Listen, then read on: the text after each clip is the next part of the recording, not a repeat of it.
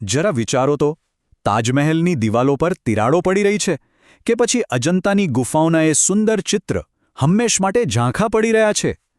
ભારતનો વારસો એ ખાલી પથ્થર કે જૂની વાર્તાઓ નથી, એ તો આપણી જીવંત ઓળખ છે, આપણી કહાણી છે. પણ આજે આ જ ઓળખ જોખમમાં છે. તો ચાલો સાથે મળીને સમજીએ કે આ અમૂલ્ય ખજાનાને બચાવવા માટે શું કરવું જરૂરી છે. જુઓ, વારસાનો મતલબ ખાલી જૂની ઇમારતો કે મ્યુઝિયમમાં પડેલી વસ્તુઓ નથી. એ તો આપણા તહેવારોની રોનકમાં છે, દાદીમાની વાર્તાઓમાં છે, લોકસંગીતની ધૂનમાં છે. સાચું કહું તો એ આપણા દેશનો આત્મા છે, જે દરેક ભારતીયના દિલમાં ધબકે છે. તો આ આખી વાતને સમજવા માટે આપણે 5 સ્ટેપમાં આગળ વધીશું. પહેલાં તો એ સમજીશું કે આપણો આ ખજાનો છે શું. પછી એની સામે કયા કયા ખતરા છે એ જોઈશું. એ પછી આપણે એના સત્તાવાર રક્ષકોને મળીશું, જ્ઞાનના મંદિરો એટલે કે મ્યુઝિયમ્સની વાત કરીશું, અને છેલ્લે સૌથી અગત્યનું, આ આખા મિશનમાં આપણે બધા કઈ રીતે જોડાઈ શકીએ એ જાણીશું. ચાલો ત્યારે શરૂઆત કરીએ આપણા પહેલા પડાવથી.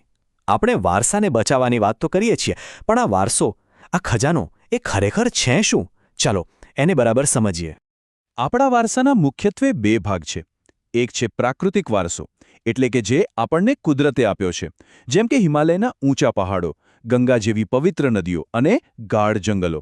અને બીજો છે સાંસ્કૃતિક વારસો, એટલે કે જે માણસોએ બનાવ્યો છે, પોતાની કળા, બુદ્ધિ અને મહેનતથી, જેમ કે તાજમહેલ જેવા સ્થાપત્યો, આપણા પ્રાચીન ગ્રંથો અને આપણી પરંપરાઓ.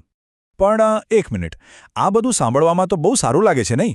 પણ સવાલ એ છે કે શું આપણો આ અમૂલ્ય વારસો, પછી એ પ્રાકૃતિક હોય કે સાંસ્કૃતિક, શું એ ખરેખર સુરક્ષિત છે? જે વારસો આપણને મળ્યો, શું એ આપણે આવનારી પેઢીને આપી શકીશું? આ સવાલનો જવાબ કદાચ થોડો ચિંતાજનક છે.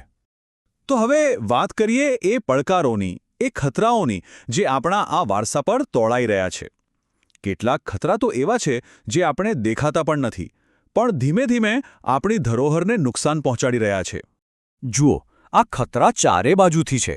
આપણી બેદરકારી અને તોડફોડ તો છે જ, પણ એ સિવાય શહેરોનું પ્રદૂષણ, જે ધીમે ધીમે પથ્થરોની ખાઈ રહ્યું છે.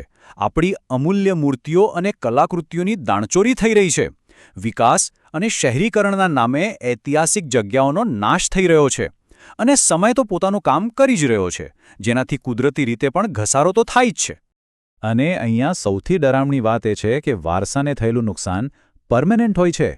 એકવાર જો ઇતિહાસનો કોઈ હિસ્સો ભૂસાઈ ગયો, તો બસ એ હંમેશા માટે જ જતો રહે છે. તેને ફરીથી બનાવી શકાતો નથી. પણ ગભરાવાની જરૂર નથી. આ બધા પડકારો સામે લડવા માટે કેટલાક રક્ષકો પણ છે. કેટલાક કાયદા અને કેટલીક સંસ્થાઓ જે આપણી ધરોહર માટે ઢાલ બનીને ઊભી છે. ચાલો એમના વિશે જાણીએ. આ લડાઈ કંઈ આજકાલની નથી. છેક 1876માં ઇન્ડિયન ટ્રેઝર ટ્રોવ એક્ટ બન્યો હતો. પછી 1958માં પ્રાચીન સ્મારકો અને પુરાતત્વીય સ્થળોને બચાવવા માટે એક ખાસ કાયદો આવ્યો. અને 1972માં તો દાણચોરી અને ગેરકાયદેસર વેપાર રોકવા માટે એકદમ કડક કાયદો બનાવવામાં આવ્યો. આમ સમયની સાથે સાથે એક મજબૂત કાનૂની માળખું તૈયાર થયું છે. સારું, કાયદા તો બની ગયા, પણ એનું પાલન કોણ કરાવે? આ સુરક્ષા અભિયાનની મુખ્ય કમાન કોના હાથમાં છે? તો એ છે ભારતીય પુરાતત્વ સર્વેક્ષણ, જેને આપણે બધા ASIના નામથી ઓળખીએ છીએ. આ એ સંસ્થા છે જે આપણા ઇતિહાસની રખેવાળી કરે છે. જૂની જગ્યાઓ શોધવાથી લઈને એને સાચવવા સુધીનો બધું જ. અને ASIનું કામ કેટલું મોટું અને મહત્વનું છે એનો અંદાજો ખાલી આ એક આંકડા પરથી લગાવી લો. 5000થી પણ વધારે.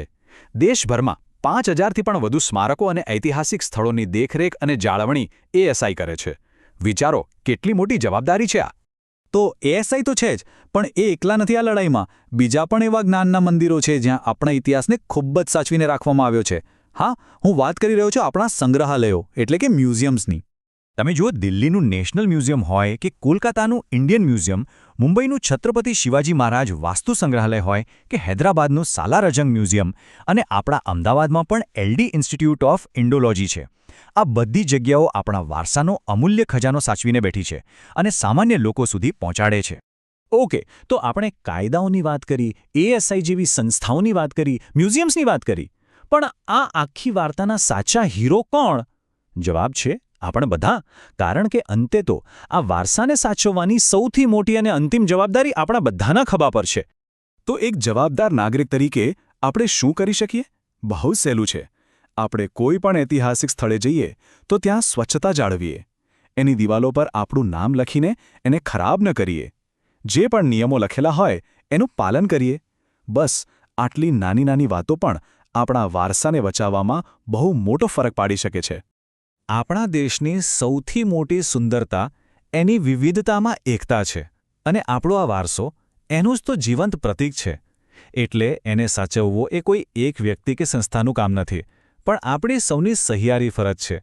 તો છેલ્લો અને સૌથી મોટો સવાલ એ જ છે કે શું આપણે સૌ આ ફરજ નિભાવવા માટે તૈયાર છીએ?